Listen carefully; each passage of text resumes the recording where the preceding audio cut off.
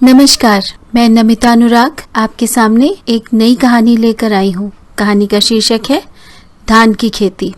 आइए सुनते हैं। सुबह से स्कूल की एक्टिविटीज और टीचर्स के डेमो लेते लेते मिसेस माथुर थक चुकी थी।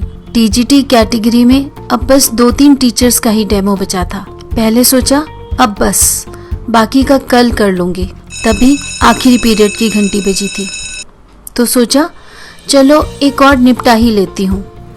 फिर सबके एसीआर भरने में भी काफी समय लग ही जाता है। फर्स्ट फ्लोर पर आकर देखा तो सामने ही 8वीं कक्षा में 8C में मिसेस कुमार पढ़ा रही थी। भूगोल की अध्यापिका थी, बच्चों और स्टाफ में लोकप्रिय, सबको प्यार और अपनत्व से गाइड किया करती थी। मिसेस माथुर यानी प्रिंसिपल मैडम धीरे से क्लासरूम के अंदर चली गई। बच्चे उन्हें देखते ही खड़े हो गए। उन्होंने हाथ के इशारे से उन्हें बैठा दिया और जाकर सबसे पीछे की सीट पर बैठ गईं। मिसेस कुमार बड़े ही मनोयोग से बच्चों को धान की खेती यानी पैडी फार्मिंग के विषय में समझा रही थी और बच्चों धान की खेती प्रत्यारोपण भी थी यानी ट्रांसप्लांटेशन मेथड से की जाती है। हम कह सकते हैं कि ये नाजुक और अधिक ध्यान देने वाला तरीका है। इस विधि में अच्छी गुणवत्ता वाले बीजों को पहले नर्सरी में बोया जाता है, वहाँ उनकी देखभाल की जाती है। कुछ समय बाद यानी 4-5 सप्ताह के बाद जब बीज अंकुरित हो जाते हैं और एक छोटे पौधे के रूप में विकसित हो चुके होते हैं, यानी इनमें नई पत्तियां और जड़ें मिट्टी को जकड़ चुकी होती हैं, तब इन सुकोमल पौधों को बड़ी सावधानी से उखाड़कर खेतों में रोपा जाता है। अब उन खेतों में जहाँ इन्हें दोबारा रोपना होता है, वहाँ किसानों को कई प्रकार से उस खेत की तैयारी करनी पड़ती है, जैसे उपजाऊ मिट्टी, अधिक मात्रा में जल, श्रम की आवश्यकता हो। दूसरे, इन सुकोमल पौधों को पानी से भरे हुए खेतों में ही हाथों से रोपना होता है, जो कि काफी मुश्किल काम होता है और हाथों से ही किया जाता है। तो बच्चों, आप खुद समझ सकते हैं कि क्योंकि इसमें अधिक श्रम, लागत, धन और सावधानी की आवश्यकता होती है, ये उच्चतम यानी बेस्ट क्वालिटी पैदावार भी प्रदान करता है। मिसेस माथुर यानी प्रिंसिपल मैडम ने किसी बच्चे की एनसीईआरटी की पुस्तक जो सामने ही मेज पर रखी थी उठाकर देखी। उसने इस विषय पर बहुत अधिक विस्तार से नहीं दिया था, फिर भी मिसेस कुमार बच्चों को इतने रोचक ढंग से सहज और सरल भाषा में धान की खेती की प्रक्रिया समझा रही थी कि प्रिंसिपल मैडम भी मंत्रमुग्ध सी उनकी बातें सुनने लगी थी। कुमार मैडम वाकई में स्कूल के लिए एक अमूल्य निधि थी। प्रिंसिपल मैडम ने अपनी डायरी में उनके नाम के आगे A+ लिखा और धीरे से क्लास से बाहर आ गईं। स्कूल समाप्त हो चुका था। बच्चे तो पहले ही जा चुके थे, अब टीचर्स भी निकलने की तैयारी में थी।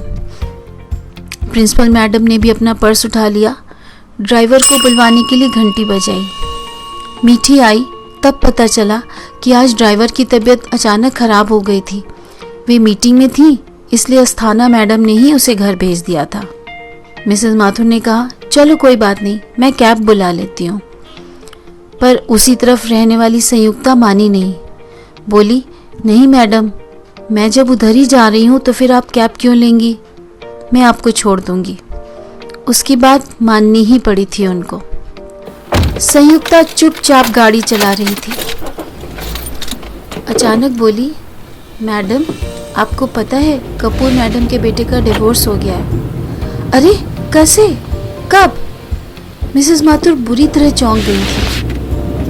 खैर, आपको तो वे खुद ही सब कुछ बताएंगी, कहकर संयुक्ता चुप हो गई थी। कपूर मैडम के बेटे के विवाह को अभी साल भर भी पूरा नहीं हुआ था। ये शादी पूरे स्कूल के लिए जैसे एक महा उत्सव के रूप में आई थी। कई दिन पहले से ही इधर उधर से कानों में मिस्टर कुमार का अभूतपूर्व वैभव, उनके बेटे आदर्श की विदेश से प्राप्त बीटेक, एमटेक और एमबीए की डिग्री और नई बहू को दिए जाने वाले सामान के गुणगान, सब कुछ लंबे समय तक स्कूल स्टाफ की चर्चा के केंद्र बने रहे थे। विवाह की तैयारी के लिए टीचर्स में जोश और उत्साह का अंत नहीं था। दो एक बार तो मिसेस माथुर को राउंड लगाकर टीचर्स को डांट डपट कर ही क्लास में भेजना पड़ा था।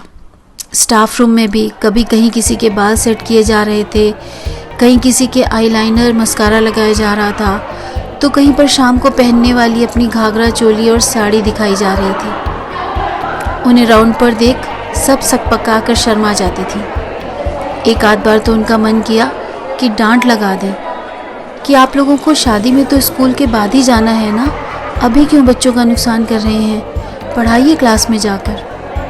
पर फिर लगता कि ये भी तो छोटी छोटी लड़कियां ही हैं, आज अवसर आया है सजने का, एंजॉय करने का, तो क्यों रोका जाए इन्हें। और वे मुस्कुराकर आगे बढ़ जाती थी तो पीछे से शरारत और खिलखिलाहट भरा थैंक यू मैम भी सुनाई दे जाता था। शादी चलने के उन 2-3 दिनों तक बड़ी और सीनियर टीचर्स ने ही सब्स्टिट्यूशंस ले लेकर छोटी शैतान टीचर्स के नन्हे मुन्नों की क्लासेस संभाली थीं। बहू के आने के बाद भी एक भव्य मिलन समारोह तो मिसेस कुमार ने सिर्फ स्कूल स्टाफ के लिए ही रखा था, जिससे सभी अपनेपन भरे माहौल में नई बहू से मिल सकेंगे। खूब गाना बजाना हुआ था। अपनी टीचर्स के एक से बढ़कर एक परफॉर्मेंसेस देख देख कर सभी आश्चर्यचकित रह गए थे। नई बहू शिल्पा भी अपनी मीठी वाणी और भोलेपन से सबके दिलों को भा गई थी। कहने की आवश्यकता नहीं कि कई दिनों तक उस महा उत्सव का खुमार टीचर्स के दिलो दिमाग पर छाया रहा था। पर इतने हर्षोल्लास, इतने प्रेम और हौसलों के साथ हुए विवाह की यह परिणति, वो भी इतना शीघ्र। मिसेस माथुर सचमुच अचंभे में थी। संयुक्ता की पक्की सहेली रमिता, जो स्वयं भी इसी स्कूल में टीचर थी, उसकी जेठानी थी मिसेस कपूर। संयुक्ता कह रही थी, मैडम, रमिता बता रही थी कि शिल्पा सच में अच्छे संस्कारों वाले घर की लड़की थी। पढ़ी लिखी होने के बावजूद सीधी थी। उसकी नौकरी भी छुड़वा दी थी मैडम ने कि हमारे पास भगवान का दिया सब कुछ है, तुम बस घर वालों की सेवा करो। रमिता तक को इतने कम समय में ही शिल्पा इतना मानने लगी थी। वही बता रही थी कि मैडम शिल्पा को घर जैसा माहौल नहीं दे पाई, बस ससुराल ही देकर रह गईं। क्या मतलब? मिसेस माथुर अब और चौंक गईं। जितना वे इन दोनों लड़कियों को जानती थीं, ये झूठ या बात को बढ़ा चढ़ाकर कहने वालों में नहीं थी। संयुक्ता फिर बोली, शिल्पा अक्सर रमिता से रो रो कर कहती थी, चाची, अपने घर की बहुत याद आती है, यहाँ घर जैसा लगता ही नहीं। मम्मी सबके सामने बहुत अच्छी हैं, पर पीछे अलग हैं। कभी कहती, यहाँ बाकी सबके लिए अलग रूल्स हैं और मेरे लिए अलग। एक बार कहने लगी, चाची, इस घर में प्यार का दिखावा तो बहुत मिला, पर प्यार नहीं मिला। ऐसे सारा जीवन तो नहीं बिताया जा सकता ना। आदर्श भी मम्मी के एक वाक्य को सुनकर ही एकदम बिदक जाता है कि मैंने ही कुछ गलत किया होगा। मैं तो मम्मी जी में माँ को खोजने आई थी, पर शायद मेरे भाग्य में माँ का प्यार है ही नहीं। मिसेस माथुर के मुंह से निकल गया, रमिता उन्हें कुछ समझाती नहीं। वह कुछ समझाने की कोशिश करती भी है तो मैडम उसे यही कहकर चुप करा देती हैं कि अभी तुम नहीं समझोगी। अगर बहू को इस घर के कायदे कानून मैं नहीं सिखाऊंगी तो कौन सिखाएगा। अब विवाहिता है वो, तो उसे खुद को इस घर के हिसाब से ढालना ही पड़ेगा।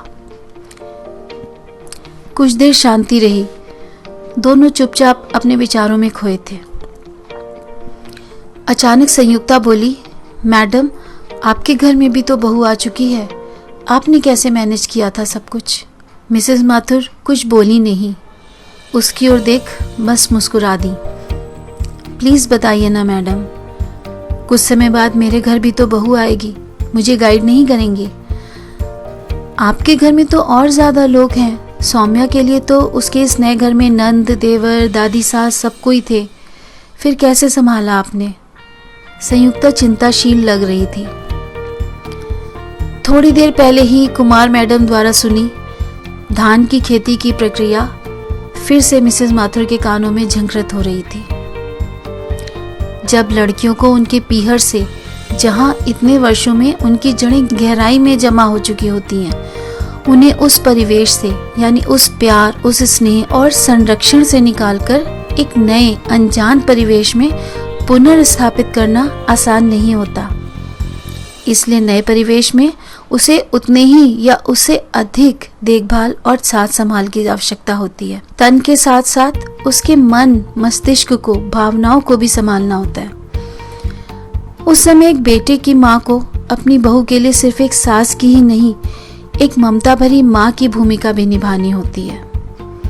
जैसे धान की खेती के लिए किसान को खेत को पहले से तैयार करना पड़ता है, उसी प्रकार उस नई बहू को भी नए घर में, नए परिवेश से भावनात्मक बंधन में बंधने के लिए, इसे अपना समझने के लिए भरोसे और विश्वास के साथ साथ ढेर सारे प्यार की आवश्यकता होती है और इसमें समय लगता है। उसे घर के तौर तरीकों को सिखाने के साथ साथ ज़रूरी है कि हम उसकी मन स्थिति को भी समझें, उसे ये सब चीज़ें दें, समय दें। फिर देखिए कैसे आपके घर के धान की पैदावार कितने उच्च स्तर की, कितने बड़े पैमाने पर होगी। संयुक्ता अभी संतुष्ट नहीं हुई थी, फिर पूछ बैठी, तो क्या ऐसा कभी कुछ नहीं हुआ कि आपको सौम्या के लिए कुछ कड़ा रुख अपनाना पड़ा हो, उसे डांट लगानी पड़ी हो? मिसेस माथुर बोली, बिल्कुल हुआ है, वह भी हमारा एक जरूरी काम है। चारों बच्चों को पता है कि जानते बूझते गलती करने पर डांट जरूर पड़ेगी और कुछ मामलों में गलती करने का स्कोप ही नहीं है, जैसे दादी के मामले में। सौम्या जानती है मम्मी पापा के लिए सारे बच्चे एक समान हैं। मम्मी पापा नमन, नव्या और नमित के संग बिटिया की तरह पूरी मनमर्जी कर सकते हैं, पर दादी के लिए वह बहू है।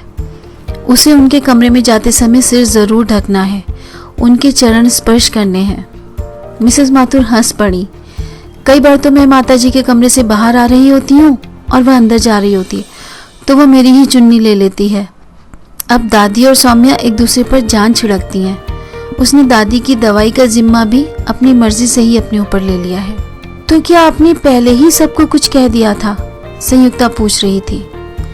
हाँ, मैंने सबको शादी के पहले ही कमरे में बुलाकर कहा था कि अब से मेरे 3 नहीं 4 बच्चे हैं। मैं घर पर होती नहीं हूँ, मुझे भाभी के खिलाफ भड़काने वाली बातें बिल्कुल मत करना, वरना बेनिफिट ऑफ डाउट मैं सौम्या को ही दूंगी, बात की बाद में देखी जाएगी। संयुक्ता सोचकर मुस्कुरा दी कि प्रिंसिपल मैडम जरूरत के समय कड़क भी होती हैं। मैडम का घर आ चुका था।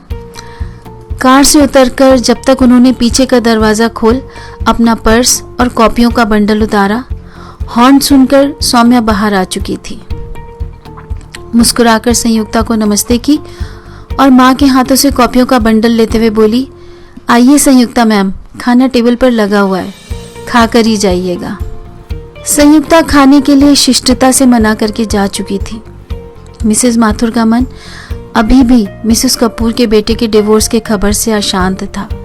सोच रही थी काश जैसी धान की खेती की तैयारी के विषय में उन्होंने अपनी कक्षा के बच्चों को बताया था, वैसी ही तैयारी अपने घर में भी की होती तो आज उनके घर के धान की हरियाली फसल भी लहलहा रही होती।